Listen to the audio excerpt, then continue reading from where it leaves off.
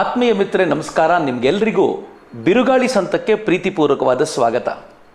72 ಎಪಿಸೋಡ್ಗಳ ಸುದೀರ್ಘವಾದ ಬಿರುಗಾಳಿ ಸಂತ ಕಾರ್ಯಕ್ರಮವನ್ನು ನಾವು ಕಳೆದ ಅನೇಕ ತಿಂಗಳುಗಳಿಂದ ಮಾಡಿದ್ದೀವಿ. ಕರೋನಾ ಗೊತ್ತಿಲ್ಲ, ಇದು ಕೋಇನ್ಸಿಡೆನ್ಸ್ ಅಂತ ಕರಿತೀವೋ ಏನೋ ಗೊತ್ತಿಲ್ಲ. ಕರೋನಾ ತುಂಬ ತೀವ್ರಗತಿಯಲ್ಲಿದ್ದಾಗ ನಾವೆಲ್ಲ ಮನೆಯಲ್ಲೇ ಇರ್ತಿದ್ವಲ್ಲ, ಆ ಸಂದರ್ಭದಲ್ಲಿ ದಿನವನ್ನು ಶುರು ಮಾಡಲಿಕ್ಕೆ ಒಂದು ಒಳ್ಳೆ ಚಿಂತನೆ ಇರಲಿ ಅಂತ ವಿವೇಕಾನಂದರ ವಿಚಾರಧಾರೆಯನ್ನು ತೆಗೆದುಕೊಂಡು ಬಂದಿದ್ದು ನಾವು. ಮತ್ತು ಎರಡನೇದು, ನನಗೆ ವಿವೇಕಾನಂದರ ವಿಚಾರಧಾರೆ ಅಥವಾ ವಿವೇಕಾನಂದರ ಬದುಕು ಯಾವ ಭಾಗ ತುಂಬ ಇಷ್ಟ ಆಗುತ್ತೆ ಅಂತಂದರೆ, ಒಂದು ರಾಮಕೃಷ್ಣರ ಸಂಪರ್ಕಕ್ಕೆ ಅವರು ಬಂದು ಆನಂತರದ ಒಂದು ಪರಿವ್ರಾಜಕ ದಿನಗಳನ್ನು, ರಾಮಕೃಷ್ಣರ ದೇಹತ್ಯಾಗದ ನಂತರ ಕಳೆದ್ರಲ್ಲ, ಆ ಪರಿವ್ರಾಜಕ ದಿನ ಅತ್ಯಂತ ರೋಚಕವಾದ್ದು.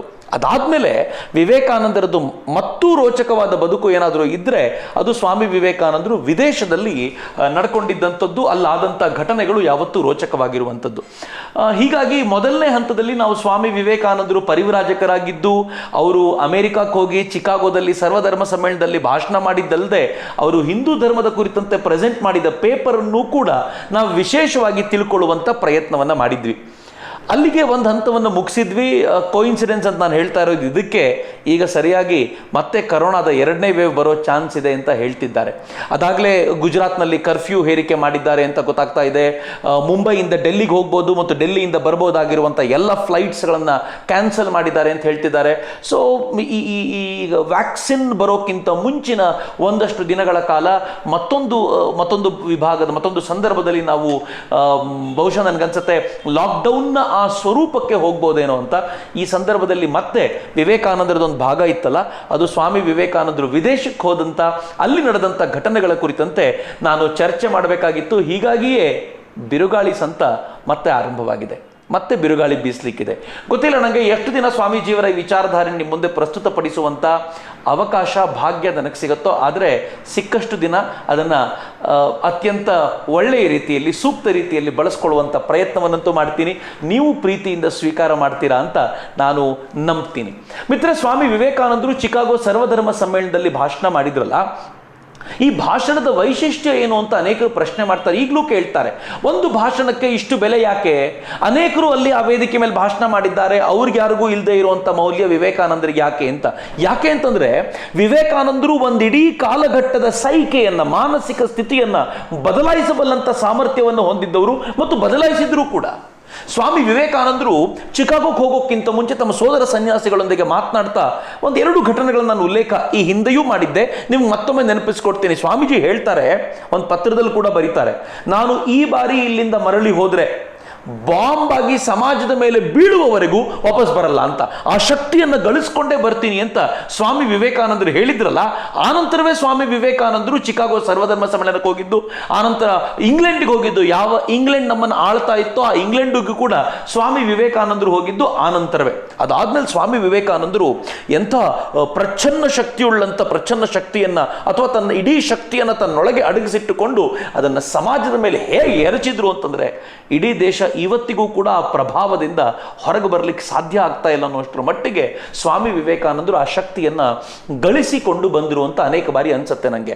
ನಾನು ಗಳಿಸಿಕೊಂಡು ಅಂತ ಯಾಕೆ ಹೇಳ್ತೀನಿ ಅಂತಂದರೆ, ನಮ್ಮಲ್ಲಿ ಅನೇಕರಿಗೆ ವಿದೇಶದಲ್ಲಿ ಹೆಸರು ಗಳಿಸ್ಕೊಂಡು ಬಂದರೆ ಮಾತ್ರ ನಾವಿಲ್ಲಿ ಫೇಮಸ್ಸು ಅಂತ ಯಾವಾಗಲೂ ಅನ್ಸುತ್ತೆ. ಸ್ವಾಮಿ ವಿವೇಕಾನಂದರ ಕುರಿತಂತೆ ಅಮೇರಿಕನ್ರು ಹೇಳೋರಂತೆ, ಗುರುರಾಜ್ ಕರ್ಜಿಗಿವರು ಇದನ್ನು ಹೇಳ್ತಿದ್ರು. ಅವ್ರು ಹೇಳೋರಂತೆ, ನೀವು ನಮಗೆ ವಿವೇಕಾನಂದರನ್ನು ಕೊಟ್ರಿ, ನಾವು ವರ್ಲ್ಡ್ ಫೇಮಸ್ ಸ್ವಾಮಿ ವಿವೇಕಾನಂದರನ್ನ ನಿಮಗೆ ವಾಪಸ್ ಕೊಟ್ವಿ ಅಂತ. ಇವತ್ತಿಗೂ ಹಾಗೆ ನಡೆಯುತ್ತೆ ಅಂತ. ಆದರೆ ವಿವೇಕಾನಂದರ ಪ್ರಭಾವ ಹೆಂಗಿತ್ತು ಗೊತ್ತೇನು ಮಿತ್ರ? ವಿವೇಕಾನಂದರ ಪ್ರಭಾವ ಹೇಗಿತ್ತು ಅಂತಂದ್ರೆ, ವಿವೇಕಾನಂದರ ಭಾಷಣ ಏನಿತ್ತಲ್ಲ, 3.5 ನಿಮಿಷದ ಆ ಮೊದಲ ಭಾಷಣ ಚಿಕಾಗೋ ಸರ್ವಧರ್ಮ ಸಮ್ಮೇಳನದ್ದು, ಆ 3.5 ನಿಮಿಷ ಭಾಷಣದ ತಾಕತ್ ಎಂಥದ್ದು ಅಂತಂದ್ರೆ, ಅದರ ಸೆಂಟನರಿ ಸೆಲೆಬ್ರೇಟ್ ಮಾಡಲಾಯಿತು. ಇವತ್ತಿಗೂ ಜಗತ್ತಿನಲ್ಲಿ ಯಾವುದಾದ್ರೂ ಒಂದು ಭಾಷಣಕ್ಕೆ 100 ವರ್ಷ ಆಯಿತು ಅಂತ ನೆನಪಿಸಿಕೊಂಡು ಜಗತ್ತಿನ ಮೂಲೆ ಮೂಲೆಯಲ್ಲಿ ಅದರ ಶತಮಾನೋತ್ಸವವನ್ನು ಆಚರಣೆ ಮಾಡಿದರೆ ವಿವೇಕಾನಂದರ ಭಾಷಣ ಮಾತ್ರ.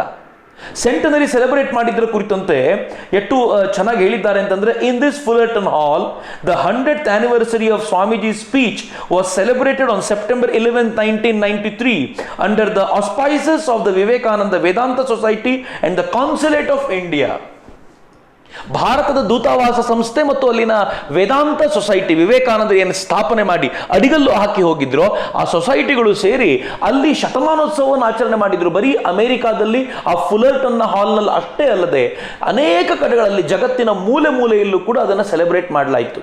ನೆಕ್ಸ್ಟ್ ಇಂಟ್ರೆಸ್ಟಿಂಗ್ ಸ್ಟೋರಿ ಏನು ಅಂತಂದ್ರೆ, ಅದಾದ 2 ವರ್ಷಗಳ ನಂತರ ಅ plaque in honor of Swamiji was unveiled on September 11, 1995, 102 years after his memorable speech. Behind the wall where the plaque is located was the original hall of Columbus ಅಂತ.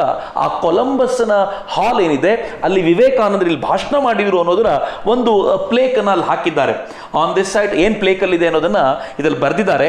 On this side between September 11 and 27, 1893, Swami Vivekananda, the first Hindu monk from India to teach Vedanta in America, addressed the world's Parliament of Religions held in conjunction with the world's Columbian Exposition. His unprecedented success opened the way for the dialogue between Eastern and Western religions. ಏನು ಗೌರವ ಇದು! ಸ್ವಾಮಿ ವಿವೇಕಾನಂದರು ಭಾಷಣ ಮಾಡಿದ್ರು ಅನ್ನೋದೊಂದು part ಆದರೆ the last line ಏನು ಹೇಳುತ್ತೆ ಅಂತಂದ್ರೆ, ಅವರ ಅನ್ಪ್ರೆಸಿಡೆಂಟೆಡ್ ಸಕ್ಸಸ್, ಯಾರು ಇಮ್ಯಾಜಿನ್ ಮಾಡದೇ ಇರುವಂಥದ್ದು, ಯಾರು ಊಹಿಸದೇ ಇರುವಂಥ, ಯಾರು ಕಲ್ಪನೆ ಕಟ್ಟಿಕೊಳ್ಳಲಿಕ್ಕಾಗದಂಥ ಒಂದು ಅದ್ಭುತವಾದ ಸಕ್ಸಸ್ ಸ್ವಾಮಿ ವಿವೇಕಾನಂದರಿಗೆ ಏನು ಸಿಕ್ಕಿತ್ತು, ಅದು ವಿವೇಕಾನಂದರನ್ನ ಕೀರ್ತಿಯ ತುದಿಗೆ ನಿಲ್ಲಿಸಿತ್ತು ಅಂತ ನೀವು ಭಾವಿಸೋದಾದ್ರೆ ಹಾಫ್ ಟ್ರೂತ್ ಅಷ್ಟೇ.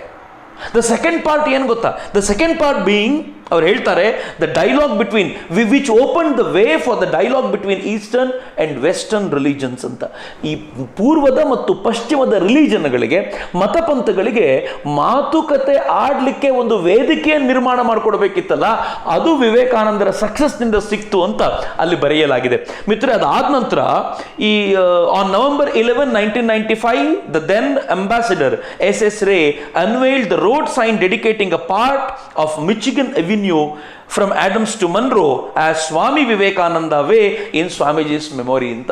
ಆ ಸ್ವಾಮಿ ವಿವೇಕಾನಂದರು ಯಾವ ದಾರಿಯಲ್ಲಿ ಸಿಕ್ಕಾಪಟ್ಟೆ ಸಲ ನಡೆದಾಡಿರ್ಬೋದು ಅದನ್ನು ಹೇಳ್ತಾರಲ್ಲ, ಮಿಚಿಗನ್ ಅವೆನ್ಯೂ ಇಂದ ಆಡಮ್ಸ್ ಟು ಮನ್ರೋ, ಮಿಚಿಗನ್ ಅವೆನ್ಯೂದಲ್ಲಿ ಆಡಮ್ಸ್ ಟು ಮನ್ರೋ ಅಂತ ಆ ದಾರಿ ಏನಿದೆಯೋ ಆ ದಾರಿಗೆ ಅವರು ಸ್ವಾಮಿ ವಿವೇಕಾನಂದ ವೇ ಅಂತ ಕರೆದ್ರು ಅಂತ. ವಿವೇಕಾನಂದ ಮಾರ್ಗ ಅನ್ನೋದನ್ನ ಅಲ್ಲಿ ಬರೆಯಲಾಯಿತು. ಇವತ್ತಿಗೂ ಕೂಡ ಪ್ಲೇಕಲ್ಲಿ ಕಾಣುತ್ತೆ. ಇವತ್ತಿಗೂ ಹೋದವರೆಲ್ಲ ಆ ಮಾರ್ಗದಲ್ಲಿ ನಿಂತಾಗ ಒಂದು ಹೆಮ್ಮೆಯನ್ನು ಫೀಲ್ ಮಾಡ್ತಾರೆ, ವಿವೇಕಾನಂದರ ಮಾರ್ಗದಲ್ಲಿ ನಾವು ಇದ್ದೀವಿ ಅಂತ. ಒಂದು ರಾಷ್ಟ್ರ, ಅಮೆರಿಕಾದಂಥ ರಾಷ್ಟ್ರ ಸ್ವಾಮಿ ವಿವೇಕಾನಂದರಿಗೆ ಕೊಟ್ಟ ಗೌರವ ಇಂಥದ್ದು, ಮತ್ತು ಆ ಗೌರವಕ್ಕೆ ಕಾರಣಭೂತವಾಗಿದ್ದು 3.5 ನಿಮಿಷದ ಒಂದು ಭಾಷಣ ಅನ್ನೋದನ್ನ ಅನೇಕ ಬಾರಿ ಇಮ್ಯಾಜಿನ್ ಮಾಡೋದು ಮತ್ತು ಅದನ್ನು ಜೀರ್ಣಿಸಿಕೊಳ್ಳೋದು ಬಹಳ ಕಷ್ಟ ಆಗುತ್ತೆ. ಯಾವ ಥರದ ಭಾಷಣ ಇರ್ಬೋದು ಸ್ವಾಮಿ ವಿವೇಕಾನಂದರದು ಅಂತ ನನಗೆ ವಿಶೇಷ ಅನ್ಸುತ್ತೆ. ಸ್ವಾಮಿ ವಿವೇಕಾನಂದರು ತಮ್ಮ ಭಾಷಣದ ಕೊನೆಯಲ್ಲಿ, ಈ ಸರ್ವಧರ್ಮ ಸಮ್ಮೇಳನದ ಎಲ್ಲ ಭಾಷಣಗಳು ಮುಗಿಯುವಾಗ ಕೊನೆಯ ದಿನದ ಒಂದು ಭಾಷಣ ಇತ್ತಲ್ಲ, ಆ ಕೊನೆಯ ದಿನದ ಭಾಷಣದಲ್ಲಿ ಸ್ವಾಮೀಜಿ ಕೊಟ್ಟಂತ ಕೊನೆಯ ಸಂದೇಶ ಏನಿತ್ತು ಗೊತ್ತೇನು? ಅದುವರೆಗೂ ಯಾರ್ಯಾರು ಕ್ರಿಶ್ಚಿಯನ್ರು ವಿರೋಧ ಮಾಡಿದ್ರು, ಯಾವ್ಯಾವ ಕ್ರಿಶ್ಚಿಯನ್ರು ನಮ್ಮ ಧರ್ಮವೇ ಶ್ರೇಷ್ಠ ಅಂತ ಹೇಳುವಂತ ಪ್ರಯತ್ನ ಮಾಡಿದ್ರು, ಸ್ವಾಮೀಜಿ ಅವರಿಗೆಲ್ಲರಿಗೂ ಉತ್ತರಪೂರ್ವಕವಾಗಿ ಒಂದು ಇಡೀ ಭಾಷಣವನ್ನು ಮಾಡಿ ಕೊನೆಯ ಸಾಲುಗಳನ್ನು ಹೇಳ್ತಾರೆ. ಯಾರೆಷ್ಟೇ ವಿರೋಧಿಸಿದರೂ ಪ್ರತಿಯೊಂದು ಧರ್ಮಧ್ವಜದ ಮೇಲೆ ಯುದ್ಧವಲ್ಲ ಸಹಕಾರ, ನಾಶವಲ್ಲ ಸ್ವೀಕಾರ, ವೈಮನಸ್ಯವಲ್ಲ ಶಾಂತಿ ಸಮನ್ವಯ ಎಂದು ಬರೆಯಲಾಗುತ್ತದೆ ಅಂತ.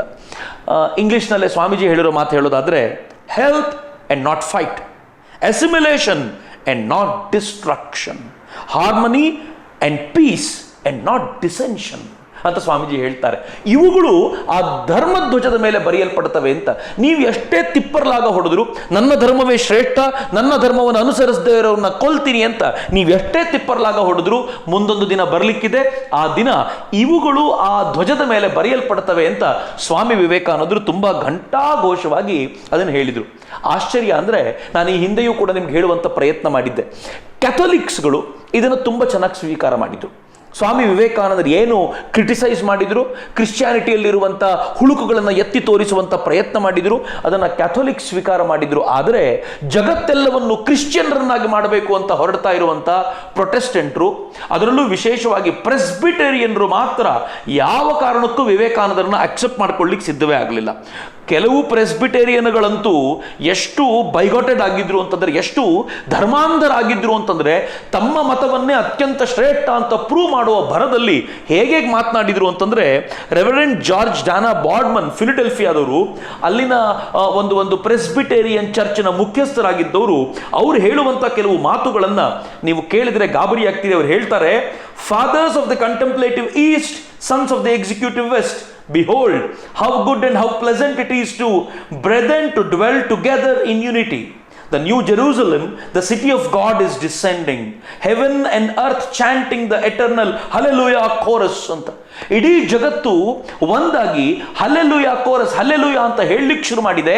ಹಂಗೆ ಹೇಳಲಿಕ್ಕೆ ಶುರು ಮಾಡಿರೋದು ಯಾಕೆ ಅಂತಂದ್ರೆ, ಇಡೀ ಜಗತ್ತಿನ ಎಲ್ಲ ಮತಪಂಥಗಳು ಇವತ್ತು ಕ್ರಿಶ್ಚಿಯಾನಿಟಿಯ ಅಡಿಯಲ್ಲಿ ಒಂದಾಗಲಿಕ್ಕೆ ಹೊರಟಿವೆ ಅಂತ ಡಾನಾ ಬ್ರಾಡ್ಮನ್ ಹೇಳಿದರು.